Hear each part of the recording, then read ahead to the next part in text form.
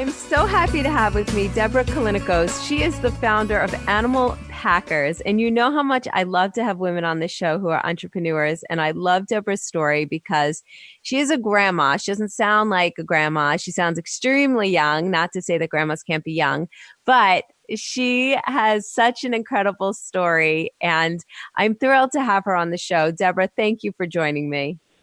Well, thank you, Michelle. It's an honor to be here. You're welcome. So my daughter is a little over 2 and she just discovered the Elmo backpack and she loves just putting backpacks on. It makes her, it's fun. It's fun to go to school in a backpack. So when I saw your Animal Packers, I thought, oh my gosh, these are adorable, perfect gifts. Thank you. You're welcome. Your son, your daughter, your grandchild. So tell me a little bit about Animal Packers. Well, Animal Packers started in a way that I would have never guessed. I am an engineer, and I decided several years ago that I was kind of done. I was ready to just try something different. And my daughter already had my first grandchild. Olivia was about 18 months old, and my daughter realized she was pregnant with her second child. And she wanted to start teaching Olivia, to carry her own stuff. And she couldn't find, my daughter could not find a backpack that fit Olivia well. And I had, I just decided to retire and figure out what I wanted to do. And I just went and bought a sewing machine on a whim. and I started playing around with it and discovered that I could make stuff without patterns. And so I was just having fun playing with it when my daughter asked me to make a backpack to fit Olivia. And Olivia, 18 months old, very precocious, turns to me and said, Nana, can you make me a lion? So she wanted a lion. And it was so cute. I'm like, yeah, I used to draw when I was a little kid. And so that's kind of what started it all. That's incredible. I love businesses that start because you either see a need for something or you get inspired, and nothing like getting inspired by your own granddaughter. So tell me a little bit about the actual backpack and what designs it comes in and what sets it apart from some of these other backpacks out there. Okay, well, that's a really good question, and thank you so much for asking it. When I decided I didn't start pursuing the business right away after I made her the backpack and stuff. But when I decided to go see, is this scalable? Can this actually become a business? I thought, before I do that, I need to make sure how I actually want them to be. And I thought, okay, all moms need something washable. If you design it for a child, it has to be washable. Yes. So that to me was a necessity. The other thing, I needed it to be super lightweight. And I had already learned a ton about textiles just from playing around. So I was choosing fabrics that could make it really lightweight. And then I decided, if I'm going to do this, it needs to be ethically sourced, ethically made, and all of that. And so I kind of put together some criteria of how I wanted it to be manufactured. So that's one thing that sets it apart, is how we approached it in the very beginning. The characters are all characters that I drew when I was a child. And it's so funny because even my mother will say, oh, I remember that bear, or yeah, there's that monkey again, from a gajillion years ago. And so the backpacks are super lightweight. They're about 7 ounces each, and they are washable, and fully lined. So you can wash it as many times as you need to. And we even include a care bag inside. Oh, very cute. So a care bag that you put your backpack into, or that goes into the backpack? It's a laundry bag, basically. And the idea behind it is, when you buy stuff for your kids, then after about 6 months, you're like, wait a minute, can I wash this? I don't really remember. So I thought, if I design a laundry bag that has all the right colors and labeling and everything, and it sits in somebody's laundry room, they're going to go, oh, yeah, I can wash that thing. Right. No, that's great. And it's just that extra level of protection that makes you feel comfortable when you are washing the backpack. Because I know I do like to throw in my bags too, especially when you get back from traveling maybe, or even just your kid going to school every day. And so that's really smart. I like that, because a lot of times I'm like, I hope I could put this in the washing machine. So tell me how you went from, I know what your inspiration was, but I think there are a lot of people who have these ideas and they want to do something, but they say, oh, it's out of my reach. I can't do it. It's too much. It's there's a million excuses. So how did you take that idea to reality and now to this business? That's another, oh boy, that's such a hard question to answer because in the midst of it, it's just so hard, But then you look back and it's like, oh, yeah, I did that. And how I did it is I just kept asking questions. And when I would find answers to the questions, but the answers would bring up other questions. And I just kept moving forward. So if anybody, they decide they want to do something like this, just keep moving forward. Just keep going, Yeah. And find the time. Yeah. I don't have little ones to raise anymore. My children are grown. Right. I have No, that's now. great. Yeah. Yes. So I think that's encouraging too for moms who may be newer moms who feel that they have all these ideas, but no time, that, you know what, you can have time in a few years. It doesn't have to be right now. Michelle, I totally agree. And that's just it. As an engineer, I believe you can have it all, but I truly don't think you can have it all at once. I mean, I just don't. Right. If you've got little kids and you feel like it's your mission to be there every day, then just do it without excuse. That's your decision for your family. And if you feel like you need to work full time to support the family, then do it without excuse. Because that's your decision for your family. Women, we feel so guilty about these things. And it's like, there's tons of time. Yeah, no, absolutely. I battle it every day. I think, okay, well, I know that I'm staying home right now with my children at the same time.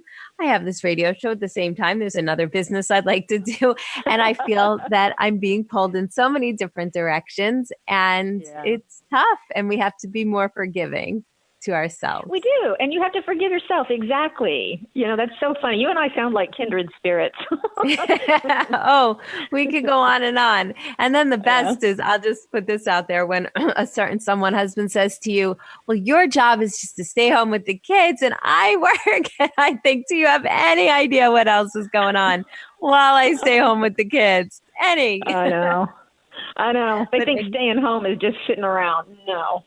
Right. Yeah. No. It's unreal. But anyway, let's get back to you and how successful you have made business.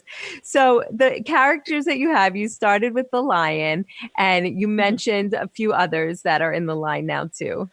Well, the lion actually is not quite in the line because to make it manufacturable, I had to change some of the design elements, but it is coming. The factory is working on some samples and stuff, but we started with a monkey, a bear, a bird, the dog, and the dog is our spokesperson. He's like the leader of the pack. He's very cute. He's our bestseller. And then we added a bat, a horse, and a bull. We added those about 6 months after we introduced the first 4. So those are the characters we have now, but they're all based. They all have certain characteristics, and they're all based on people in my life. So that's been fun too. Oh, that's great. So can you give me an example of who the dog is based on? Well, okay. So the dog is actually me. Okay. His characteristics and stuff. But the monkey, Nene Monkey, is based on my daughter. She's the mother of my 3 grandkids right now. But when she was a little girl, she just would do cartwheels and flips, and she was a trained gymnast and all that kind of stuff. But we just called her our Nene Monkey. So of course I had to name the monkey after her, Right. And exactly. my son, who is a professional classical musician at this point, started the beatboxing thing when he was little, and he would drive everybody crazy with his noise making and all of that. He was musical from day one. And I called him Booski. For some reason, that name just fit with all his musical stuff. So the bear is Booski Bear, named after him. That's great. Yeah. I love it. So you had mentioned before that the bags are lightweight. They're easy to carry. What can actually fit in each bag?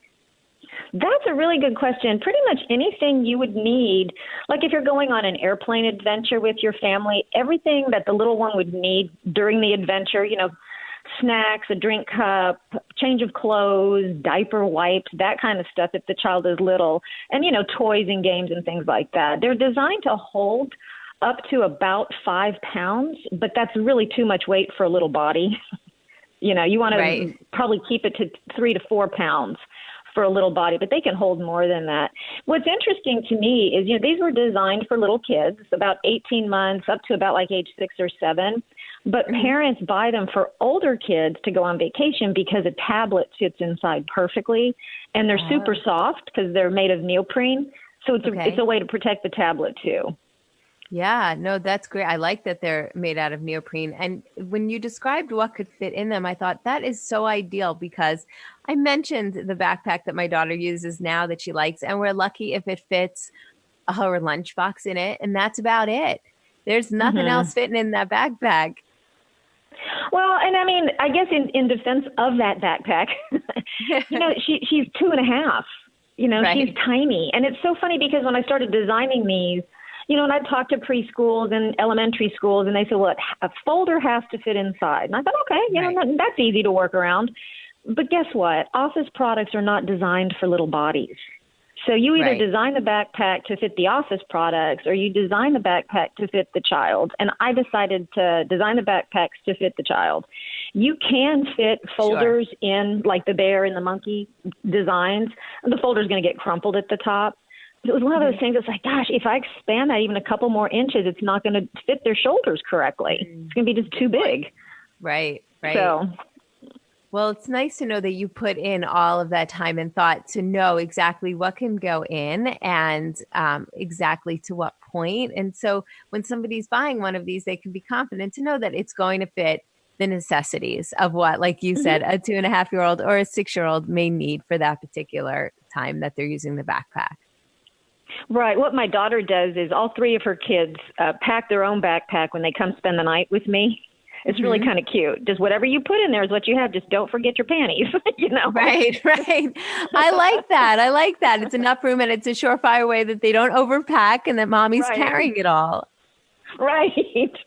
Or she'll give them a list and they go through and, put in there what's on the list. Yeah. No, I love it. So where are the backpacks sold right now? Where can they get them? We sell them on our website, animalpackers.com, and our new website should be launching either Friday or sometime next week. I'm very excited about that. So we sell them on animalpackers.com, and we also sell them on Amazon. Not all of our SKUs are available on Amazon, but you can find some of them there. Okay. And I love the name. How did you come up? It sounds so perfect. So much of this has been serendipity. It's been just bizarre. So, I was just kind of drawing these little animals, and I thought these are animal packs, animal backpacks, and I was kind of playing around with domain names, and I thought Animal Packers. Oh, I'm sure that's taken. Right. Well, it wasn't. Yeah, I love that. When you come up with a name, I came up with a name recently. I was shocked it wasn't taken. I thought, you've got to be kidding. It's the most, it seems like it would be the most basic, intuitive name. But so you struck gold because that is one that's very easy to remember. Right. And I don't have to spell it out. When you tell people animalpackers.com, you don't have to spell anything. They know how to spell it automatically. Right. Exactly. And that's huge and makes it easy. So again, tell people where they can go, your website, your social media. Oh, animalpackers.com is our main website. You can find all our social media at the bottom of that page. We're on Instagram and Facebook and ramping up on Pinterest and Twitter, not so much, but we do have a Twitter feed. Sure. Yeah. I feel like it's a full-time job and you have to pick the ones. I think obviously Instagram is good for your product because people can actually, see it. And yeah, well, congratulations. I mean, really, I loved speaking to you. You're welcome. What a great story, a great product. And I'm going to be going to your website soon and picking out a few animal packers for my kids. So thank you. I also want to mention one of the things that we wanted to be sure to do is, in order to be ethical, we had to have a shipping box to send them out in. And I thought, well, why not make a cute shipping box that's usable? So our shipping box is colorable. Kids can color it and then reuse it. I love it. Love it because my daughter loves to color boxes. We get a package in the mail. Out come the crayons. That is brilliant. Deborah, thank you so much for joining me today. Again, she is the founder of Animal Packers. I'm Michelle Durson. You're listening to Passport Mommy.